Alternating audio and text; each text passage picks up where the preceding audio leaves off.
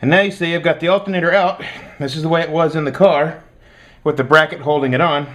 And this turns and creates friction, which creates electricity inside, which runs your battery. As you can see, this is the same part. It even says Motorcraft on the back, right there. But it's remanufactured by Duralast. What they've done is they've replaced the little deals that rub, creating the electricity inside, because that's what goes out. So what we're doing now is we're putting the bracket back on, which I finally got out. That was actually the hardest thing, was getting this bracket removed. Putting the bracket back on, this actually holds it to the engine. So it's very necessary that we do it correctly, because if excess vibration will cause the alternator to fail prematurely. And so we're putting 5 or 6 radios and two 12-inch speakers and a 500-watt amp on it.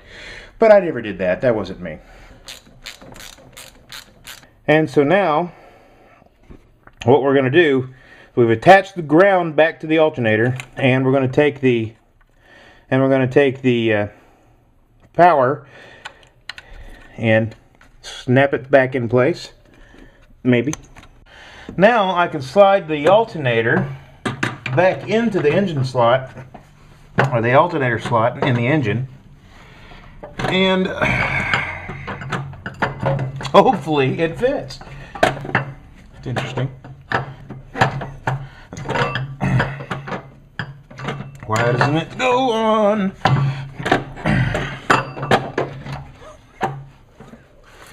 It's like it's too big. See? It's caught on the... So this one, assembly. If you're wondering earlier, I didn't tell you. This has to be loose to be able to get the alternator up in here. You can't have this attached on it, because if you do, it gets caught on the throttle body, which you saw me fool with earlier. I forgot to loosen it up. This has to be loose to be able to fit in. These bottom pieces are actually open. If you can see these or not. Actually open, and they don't hold on to them very much. They're just there to stabilize the alternator. These are actually, this bracket actually holds it onto the engine. It actually holds it onto a little assembly here. So these just fit over the, as you can see, this little piece right there. And then once we get that in there, we'll attach this, the bracket to the alternator, and then the bracket to the housing. Keep recording.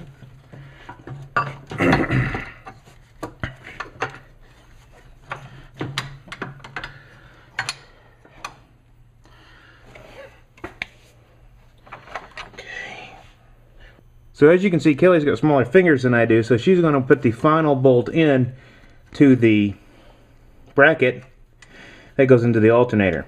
And once she gets that started, we'll use the wrench to finish it off. So the next thing we want to make sure we do is make sure these are lined up, but we want to make sure that this bottom piece is pushed back as far as it can go. Because once we tighten these top ones down, we're going to be stuck with whatever position we leave it in. And so now the next thing we need to do is tighten up the bottom ones so they stay in place. But we only want to do it finger tight, just in case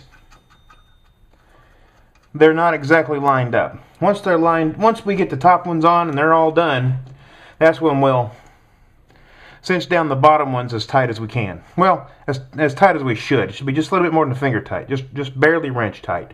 Don't put them on there too hard, because it might seize up, and if you ever have to replace it again, you'll never get it off there. And now that we got the bottom ones on, now what we want to do is we want to go through and attach the bracket to the housing. Okay? So now that we've got the bracket installed, and we've got it finger tight, we're going to go back through, and after we make sure this is down finger tight, and then we're going to make sure that everything's on there in the right position. Bottom's not loose, and if the bottom's not loose, then we tighten everything down 100%. Okay?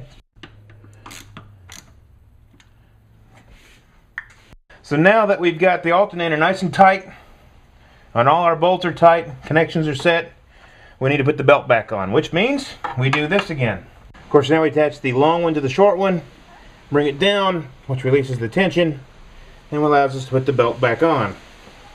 We want to make sure everything's lined up, double check, and make sure that everything's on the pulleys and there's no awkward belts, or else we'll lose it as soon as we turn the car on.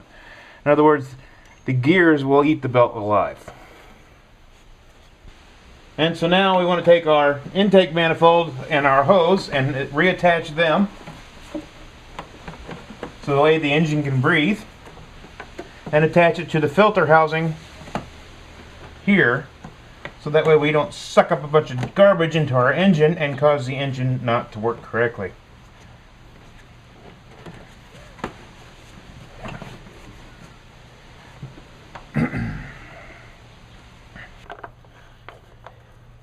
That's good. So now I'm going to put back on my non-factory stock cover. This is actually how the engine came, but I liked having the cover. As you can see, it didn't quite fit, but you know what, who cares? I'll put that back on.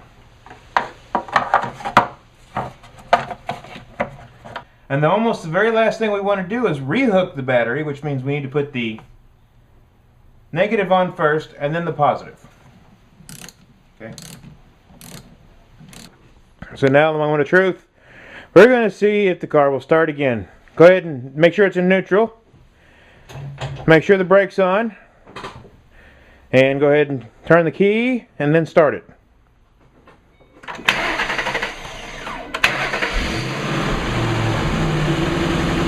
Woohoo!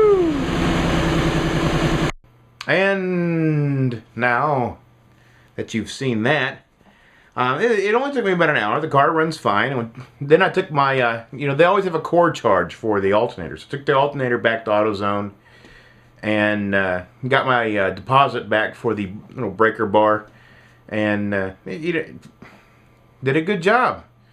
Gosh, if you have a car breakdown and you want somebody to fix it, give me 25 bucks and let me film it. I'll do it. I'll do it, I guess. Anyway, so that's it for today. That's all happened. So talk to you tomorrow.